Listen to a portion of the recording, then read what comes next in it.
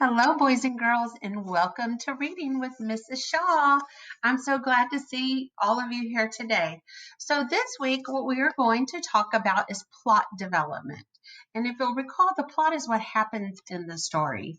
And so I put this up here, this anchor chart, to talk to you about plot development. And one of the things that we can do is retell a story to talk about the plot and how it develops. So do you recall that we've had the roller coaster that has the beginning and then it goes up, up, up, up, up as the conflict and problems start happening. And then we go down when there's a solution into the end. So what we're going to talk about today is using the roller coaster. So here we are. We're right here at the beginning. And it says beginning. Do you see the little roller coaster car right here? And there's a little person in it. So here we go. At the very beginning, we discussed the characters and the setting. And you'll recall that the setting is where and when the story takes place. So we're moving up to the middle. See the M for middle? And you can see that that is where the problem and the events are occurring. And then here we keep going. And when we get to the end, see the little car with the E for end? When we get to the E, you recall that there is a solution. So something good happens at the end to take care of the problem. So I want you to think back to the story of the three little pigs. Do you recall that at the beginning we learn about who the characters are? Can you right now think and tell me who the characters are? I want you to think and then say the three characters at the beginning of the story are go.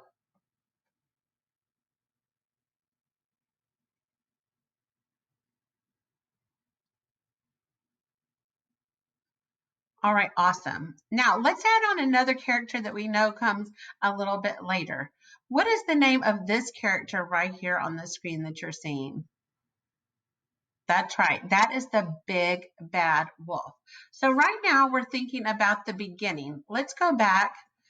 Now we're going to keep going up, and when we come to the middle of the story, we know that there are some problems that start happening because the little pigs have built their houses, right?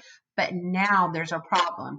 Can you think really hard and think about what that problem is? What is that big bad wolf trying to do to those three little pigs? You are right. He is trying to blow their house down. And he blows the first two houses down, and then he goes to the third house made of bricks. And I want you to think about what happens in that. What happens to the third house that's made of bricks?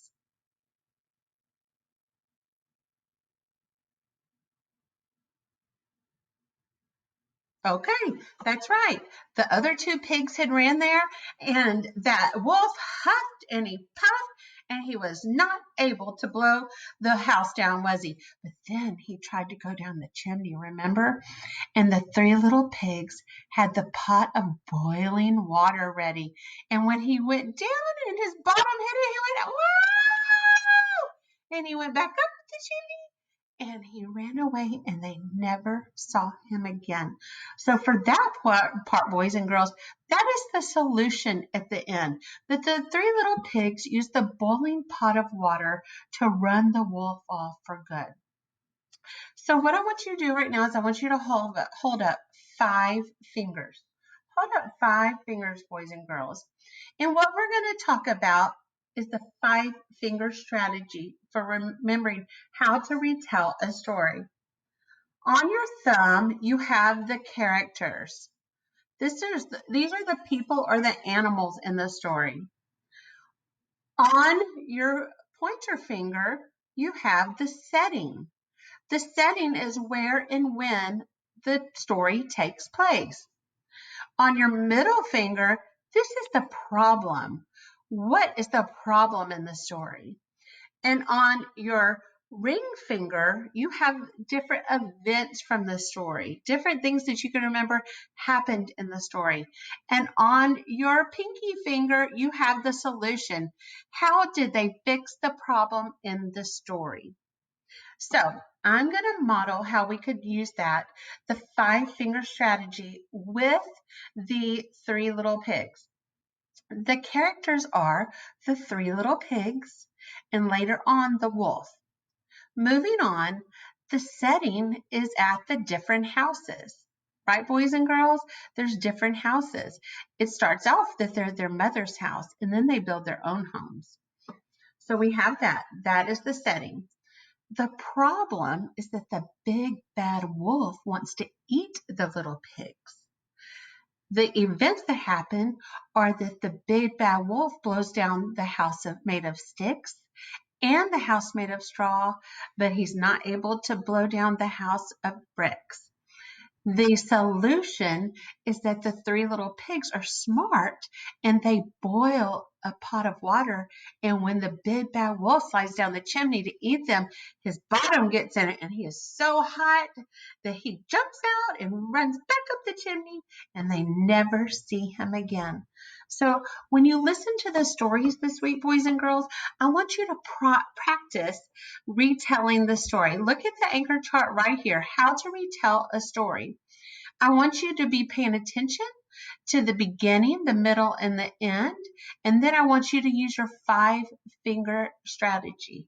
What I've done this week is I have put different fairy tales and fables onto the slideshow that you are going to listen to. And then you are going to use these strategies to retell the story to whoever is working with you. And also, you will find this story map. Do you see that this looks like a castle and it says characters, setting, the problem, and the solution? And there's even a little place to see if any magic happened. And if no magic happened in the story, you don't have to put that in there. But this is something that is optional. You can do it or not do it. It depends on if your parents and if they decide that they want to do it with you. But the things that you do have to do and that we will be looking for is using this anchor chart and retelling the story. I hope you have a wonderful week of learning, and I'm so proud of you that you're able to do these things now. You've been working so hard, and you are becoming great readers, and I know you're going to be super duper ready for first grade. I hope you have a great week of learning, boys and girls. Bye.